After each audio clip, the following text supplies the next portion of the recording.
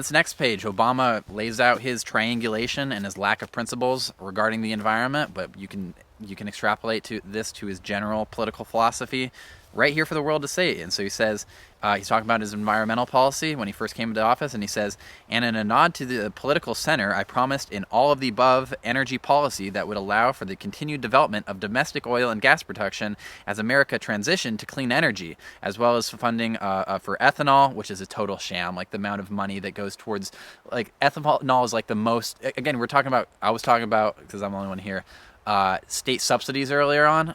One huge amount of state subsidies goes towards agriculture, into the giant agro businesses, specifically towards corn subsidies. And one of the biggest grifts was ethanol, which is like totally inefficient. I think you use almost as much money in almost as much oil in creating the ethanol as the energy that the ethanol actually has, and it's totally uneconomical if it wasn't subsidized massively by the government. So he's like, oh yeah, ethanol, clean coal technology. Again, clean coal is a total grift also. There is no such thing as clean coal. Coal is the dirtiest of the fossil fuels. Getting it from extremely, extremely dirty to just extremely dirty does not make it clean. But calling it clean coal does get you some political capital and allows you to triangulate with Republicans and centrists while supporting fossil fuel industries and not getting attacked as much from environmentalists. And nuclear power. Nuclear power is another long tangent. I'm not supportive of nuclear power. I think in the long run it's probably the worst energy, but in the short term you kind of do need nuclear power in order to take away some of the load capacity of our current grid while transitioning towards renewable energies. But he's like, okay, so all of the above. So he's like, okay, this is my energy policy. Like, I want to do environmental stuff, but we also need to make sure that we're continuing to do everything. So if you're doing everything, you're doing nothing. Like, at the end of the day, a ton of carbon is still a ton of carbon, whether it comes from clean coal or regular coal, or fracked oil from America during a recession that we need to make sure we're making jobs fracking in Pennsylvania and Ohio, or domestic oil production that's off the shore. Later it's going to come back to bite them in the butt as the BP oil spill destroys the entire Louisiana coast. But he's like, okay, yeah, I know we need to do everything. You're not doing anything if you're doing everything. And he says, my happy talk about a painless shift to a carbon-free future prompted grumbling from some climate change activists. They hope to hear me issue a call for a bigger sacrifice and harder choices, including a moratorium or outright ban on oil or gas drilling in order to confront an existential threat.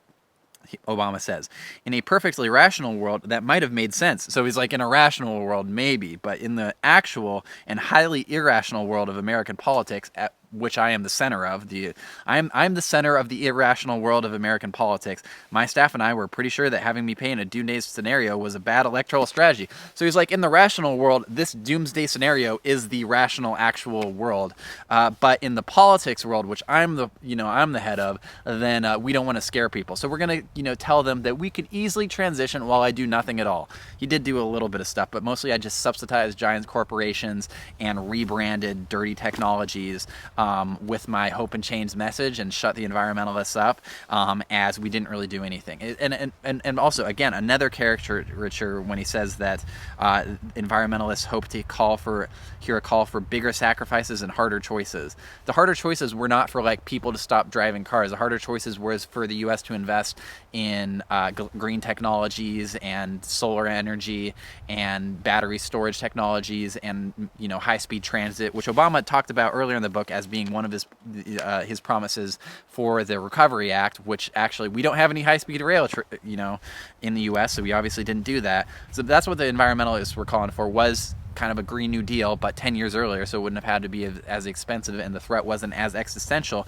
and the political dynamics were better because it wasn't during a Trump administration. It was after the Hope and Change progressive was elected with huge support from everybody to change things and do things on the environment. But as Obama says, in the actual and highly irrational world of American politics, Obama's world, my staff and I were pretty sure that painting a doomsday scenario was a bad electoral strategy. So he's like, we're not, we can't do it. He says, we won't be doing anything to protect the environment Floof barked when questioned by a group of activists, "If we lose Ohio and Pennsylvania."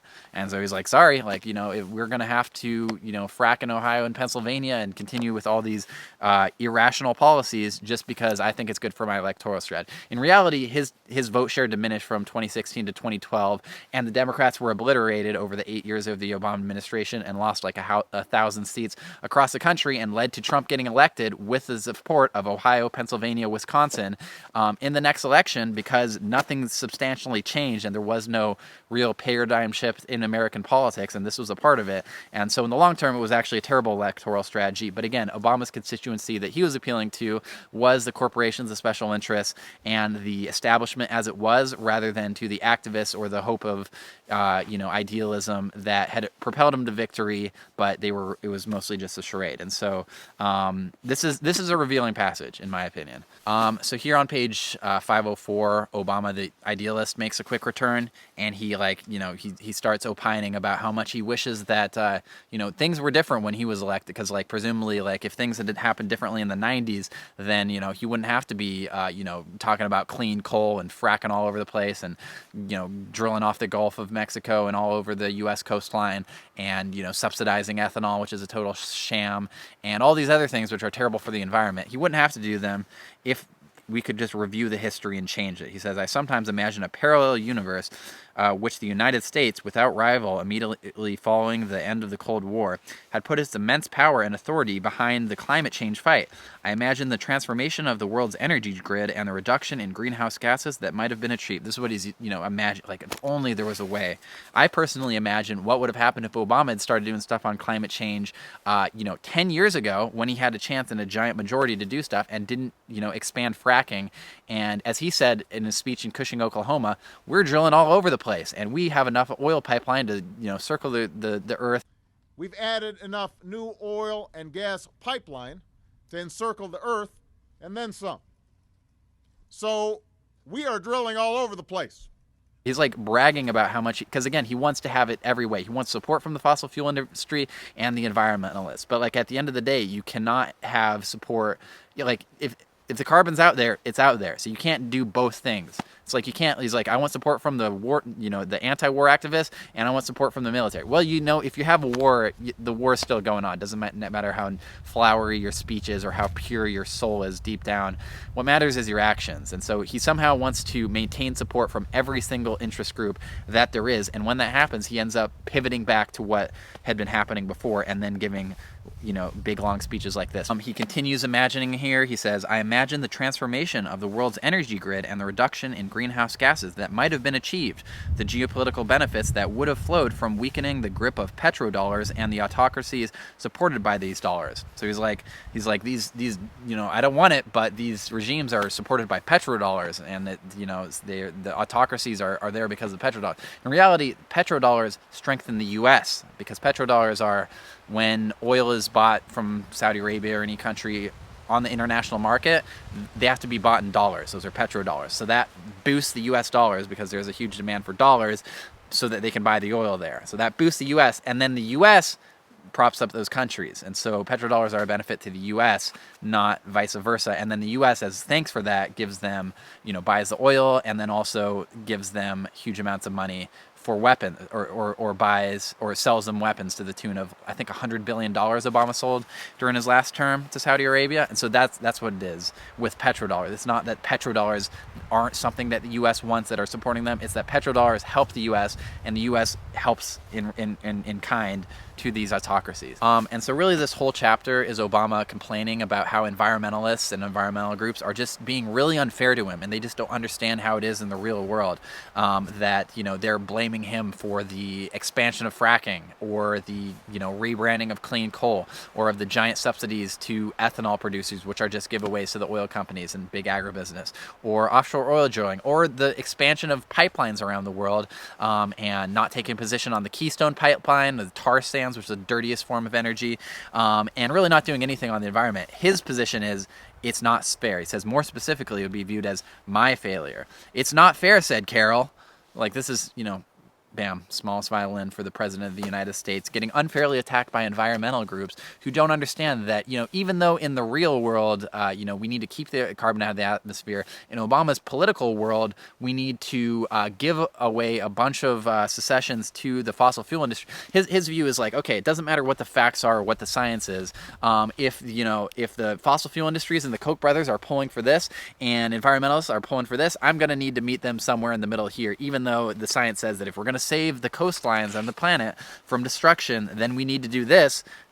This is politics, so we're going to have to give some stuff away here, and I'm just going to point myself as a victim. And so this whole chapter, Obama's pretty much explaining why the do-nothing agreement that he agreed to in Copenhagen and fought for, which was actually less than what other countries were asking for, which was the Kyoto Protocol type agreement, and to fight for the U.S. to ratify it, which Obama said, sorry, we can't, or I can't do that, but instead here's this lesser agreement, and now he's unfairly getting blamed. It's not fair. They're blaming me, these environmentalists, for my lack of action. And then the pity party kind of comes to an end here. He says, I realize that for all the power inherent in the seat I now occupied, there would always be a chasm between what I knew should be done to achieve a better world and what in a day or a week or a year I found myself actually able to accomplish, which is maybe true to an extent that, even a powerful seat like the presidency, you can't do everything that you want. But what the moral person would actually do, or Obama, the idealist, would do, if he actually was an idealist that wanted to fight for these things, the activist Obama would fight as much as he can and push it as much as he can. And if he came up short, then that would be something. Instead, what he does is triangulates and gives away the House to the oil, gas companies, the Republicans, and everything else, and then just has a pity party for himself when he didn't even really try, because politically it wasn't like that actual fighting, that's not in his best interest politically. But again, this is Obama has to do this, or else he would have to take account for his lack of action on climate change as well as the other issues during his presidency.